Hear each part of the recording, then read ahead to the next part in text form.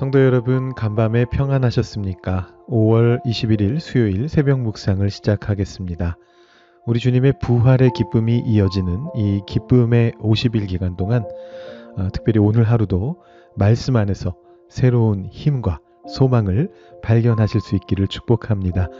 오늘은 수요 신앙 강좌가 있는 날입니다.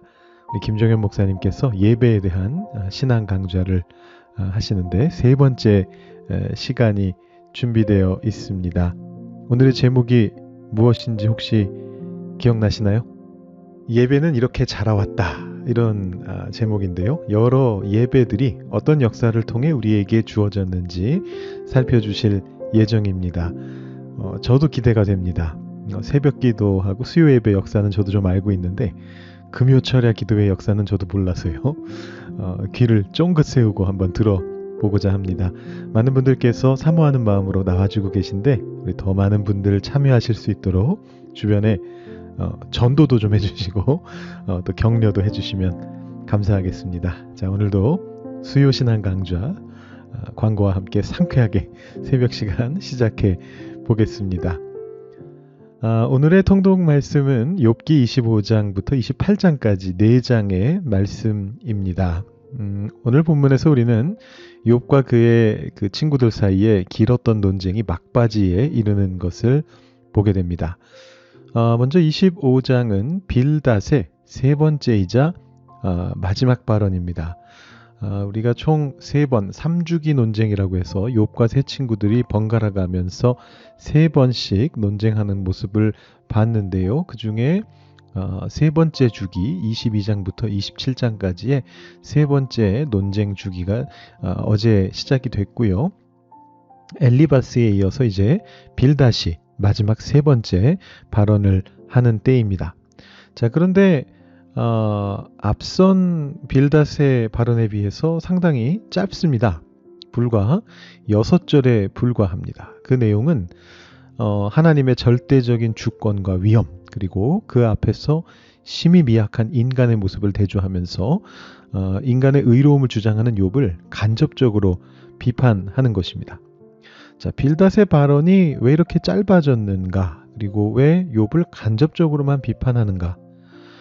이것은 아마도 길고 격렬한 논쟁에 그가 지쳤거나 아니면 욥의 굳건한 태도 앞에서 더 이상 새로운 논리를 펼치기가 어려웠기 때문일 수도 있을 것 같습니다.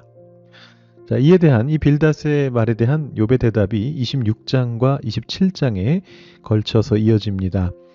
욥은 빌닷이 말한 이 하나님의 능력보다 더 크고 구체적인 하나님의 주권을 인정하고요.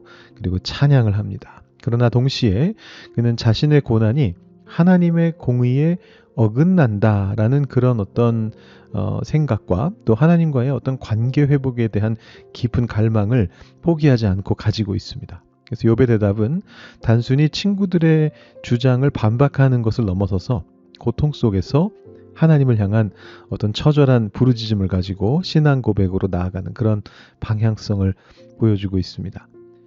자, 여기서 한 가지 흥미로운 학문적인 논의가 있는데요. 전통적으로 지금 욥과 세 친구의 논쟁이 3번씩 이어지고 있는데 소발은 마지막 말을 하지 않습니다. 이 소발의 발언이 세 번째 발언이 본문에 명확하게 드러나지 않는데요. 어떤 학자들은 27장, 원래 욥의 말로 되어 있는 27장의 13절부터 23절까지가 본래는 소발의 세 번째 발언이었을 것이다, 이렇게 보기도 합니다.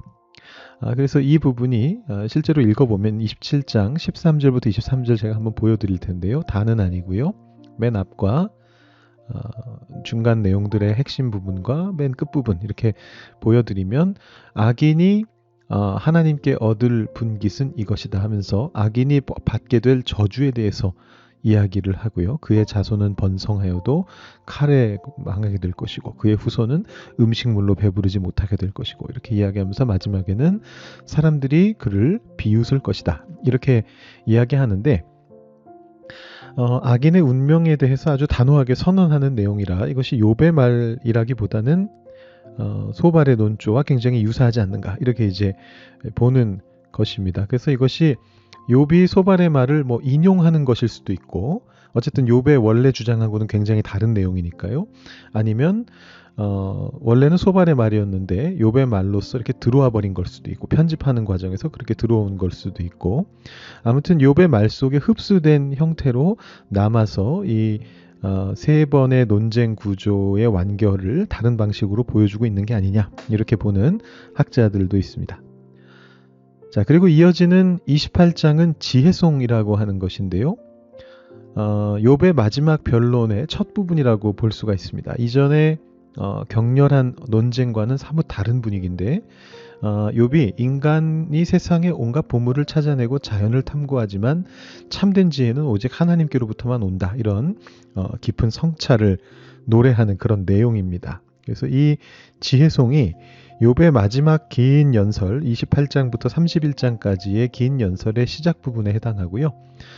이 연설이 이어서 29장부터 31장까지의 3단 구조로서 고난 이전에 행복했던 시절을 회상하고 현재 욥이 겪는 고통을 토로하고, 그리고 자신의 결백을 강하게 주장하는 최후 변론을 펼치는 어떤 그 마지막 변론을 시작하는 장면으로서 이 지혜송이 주어지고 있습니다. 그래서 이 마지막 부분의 연설은 친구들과의 논쟁을 마무리 짓고 하나님과의 어떤 직접적인 대면을 갈망하는 그 욥의 마음을 보여주고 있는 아주 중요한 부분으로 남아 있습니다. 오늘하고 내일에 걸쳐서 이 말씀들 읽어보시면서 흐름을 깊이 묵상해 보시면 좋을 것 같습니다. 자, 오늘 함께 묵상할 말씀은요, 빌닷의 짧은 발언 속에 그 중에서도 한 절, 그리고 그에 대한 욥의 응답 속에 담겨 있는 구절들 중에 한 구절, 이렇게 두 절만 먼저 한번 보도록 하겠습니다. 제가 본문을 읽어드리겠습니다. 25장 2절 빌닷의 말입니다. 하나님은 주권과 위엄을 가지셨고 높은 곳에서 화평을 베푸시느니라. 다음은 욥의 말입니다. 26장 14절입니다. 보라, 이런 것들은 그의 행사의 단편일 뿐이요 우리가 그에게서 들은 것도 속삭이는 소리일 뿐이니 그의 큰 능력의 우레소리를 누가 능히 헤아리랴. 아멘. 빌닷이 자신의 그 짧은 마지막 발언을 하는데요, 총 6절인데 그 중에 한 절은 빌닷이 말하였다, 이런 말이니까 실질적으로 5절입니다. 자, 하나님의 위엄을 매우 압축적이고 권위 있게 그렇게 묘사하고 있습니다. 2절부터 6절 말씀을 쭉 보시면 하나님께서 주권과 위엄을 가지셨고 또 높은 곳에서 화평을 베푸시고 하나님의 군대는 셀 수 없고 하나님이 비추시는 광명을 받지 않은 자가 없다, 이렇게 말을 하죠. 그러면서 하나님 앞에서 어떻게 구더기에 불과한, 벌레에 불과한 사람이 자신이 의롭다 말할 수 있겠느냐라는 그런 이야기를 하고 있습니다. 이 빌닷의 말은 그 자체로는 틀린 말이 아닙니다. 하나님의 초월적인 주권과 위엄, 그리고 그 앞에선 인간의 미약함을 선포하는 것, 성경 여러 곳에서도 발견되는 신학적인 진술입니다. 그런데 이것이 또한 고통받는 욥의 상황과는 동떨어져 있는 차가운 어떤 정론처럼 그렇게 들리기도 합니다. 자, 이에 대해서 욥은 어떻게 하나님의 위엄을 바라보느냐 하면 빌닷이 말한 하나님의 위엄을 부정하지 않습니다. 오히려 그보다 더 광대하고 생생하게 하나님의 창조와 통치를 묘사하고 있습니다. 욥의 말 중에 일부를 인용해 보면, 제가 26장 6절부터 8절 그리고 14절 말씀을 한번 인용해 보겠습니다. 제가 읽어 보겠습니다. 하나님 앞에서는 스올도 벗은 몸으로 드러나며 멸망도 가림이 없음이라. 그는 북쪽을 허공에 펴시며 땅을 아무것도 없는 곳에 매다시며 물을 빽빽한 구름에 싸시나 그 밑에 구름이 찢어지지 아니하느니라. 보라, 이러한 것들은 그의 행사의 단편일 뿐이요 우리가 그에게서 들은 것도 속삭이는 소리일 뿐이니 그의 큰 능력의 우레소리를 누가 능히 헤아리랴.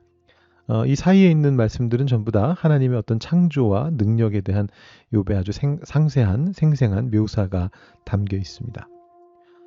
자, 같은 하나님의 위엄과 능력을 바라보고 있으면서도 빌닷과 욥이 전혀 다른 반응과 태도를 보이고 있습니다.